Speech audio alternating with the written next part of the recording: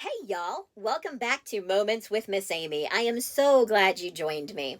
So, today's topic, I'm going to talk to you a little bit about worry. And the reason being is it seems to me that worry is so much more prevalent in the world right now than it ever has been. 2020 and 2021 and dealing with everything COVID really seems to have just brought in this huge overwhelming feeling of worry.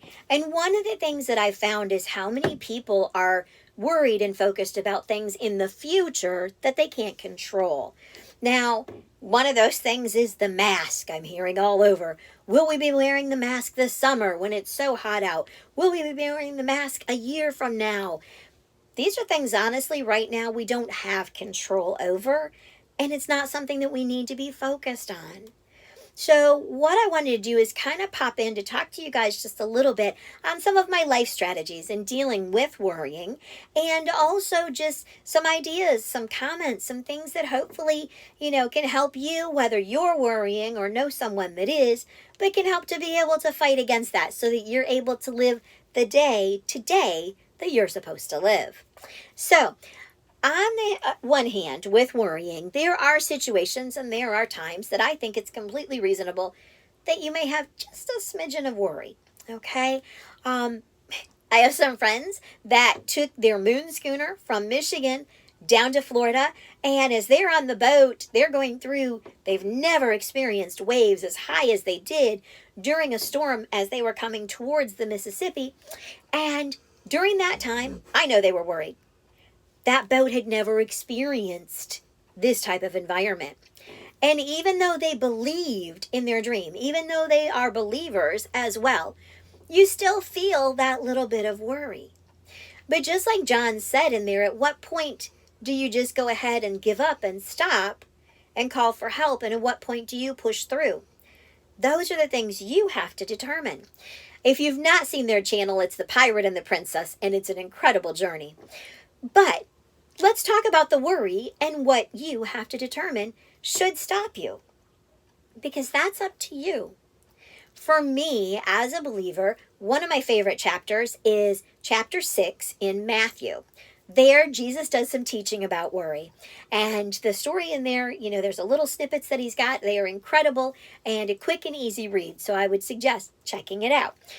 But what I like is where he explains how the birds of the air and even the flowers of the field don't worry about how they're going to get into tomorrow because they know it's provided. We need to, in many ways, be the same way. Now, I'm not saying just to lay on your couch and assume that your food's going to come to you and your bills are going to get paid. That's not going to happen. But what I am talking about is instead of letting fear and worry overwhelm you to the point that it's choking you, stop for a moment and look to see, is what you're worrying about legit? Is it logical? Is what you're worrying about something that's going to affect you right now? And then once you look at those things, determine what is your best course of action. So many times we get so busy worrying about tomorrow that we forget to live today. Now, I'm not talking about not setting goals and having plans for your future, because I personally feel that that is so vital and important, is to have a goal, have a dream, know what you're going for, know why you're going for it, and work your way towards it. But realize that even though that this is your goal, this is your dream, and you are planning on getting there, and each day you're going to work towards getting there, know that sometimes there's going to be obstacles that are going to take you around and through, and you might have to make a few changes on how your path is going to look to get there. But that doesn't mean to allow worry to build this wall that you can't get past to get your goals and dreams. I had a friend of mine make the comment, we used to say, where do you see yourself 5 years from now? And in 2020, he made the comment that no one got that answer right because none of us saw us where we were in 2020. I mean, come on, y'all. Disney shut down. There were no sports. Amazon took days and weeks to deliver. The world was crazy. And none of us could have imagined that that's what our year would look like. But there were some people who didn't just sit around worrying about what things were going to look like. they actually use that time to check themselves out and say, okay, what can I do differently? What is my future going to look like? I have a gentleman in our family who actually went ahead and ran for another degree. Said, why not? Might as well do something during this time that I'm off. Someone else that I know started a new business, and I think that's phenomenal. I also know people who looked at what they were doing for their careers and realized it wasn't what they wanted to do, and that life's too short to get stuck in something that you don't want to do. So those are all some things that I have seen and heard and learned. But how do I battle worrying? And what suggestions can I give you? Well, as I said, Matthew chapter 6 gives some real good pointers on it. For myself, realizing that if I'm so focused and worried on the future, what's going to happen and how can I manage to get there, versus knowing what I want to do in the future and having a plan of action and taking those steps to get there.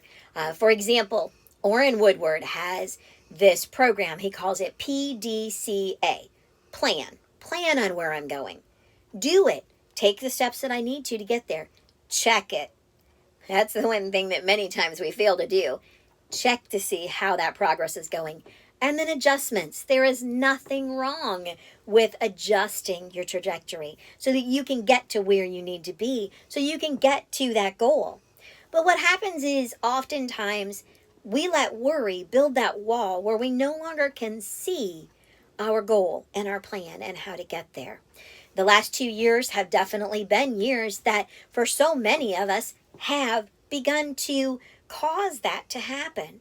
We're beginning to not think that our goal or our dream is attainable because we're so worried about what's happening in the world and can we actually get there.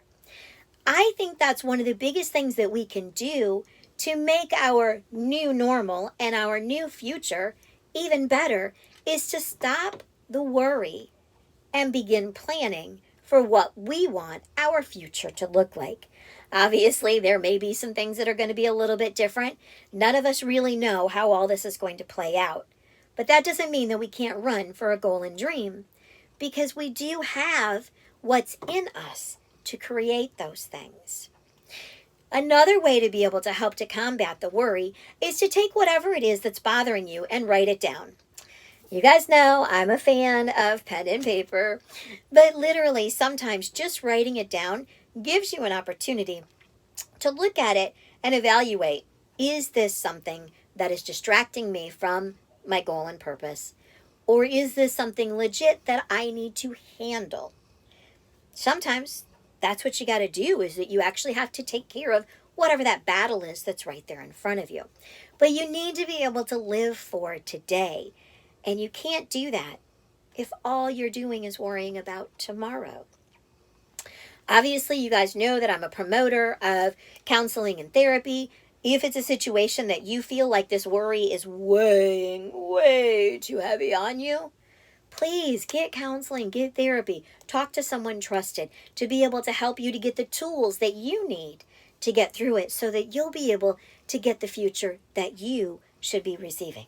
Okay? Another thing that I wanted to bring up with it, just another idea, is when that worry comes at you, stop.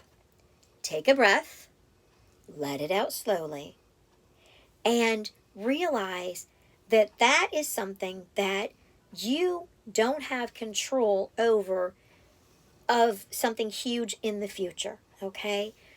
But you do have control over how you react to it or respond to it. If the worry comes at you and you stop and can't function and just need to go to bed and have a hard time getting out of bed in the morning and those kind of things because you're so worried about it, that's debilitating. And we need to make sure that you're getting that worked out.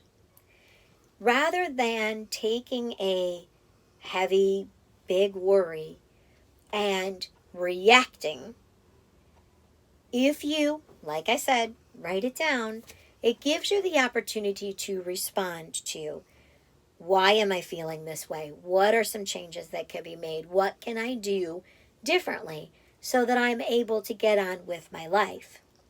And I think all of those are important tools, but I need to remind you, this is your life that you're living. You may find that some of the suggestions I make work for you, but you may find that there's other suggestions that you need to look into. And that's great. And I would love to hear in comments how you handle worry and how you overcome it. And I would like to hear how you are able to live your best life, because you were created for a reason. You have a purpose. And I would love to hear how you're chasing yours. So again, thank you so much for joining me for Moments with Miss Amy. Have a great day.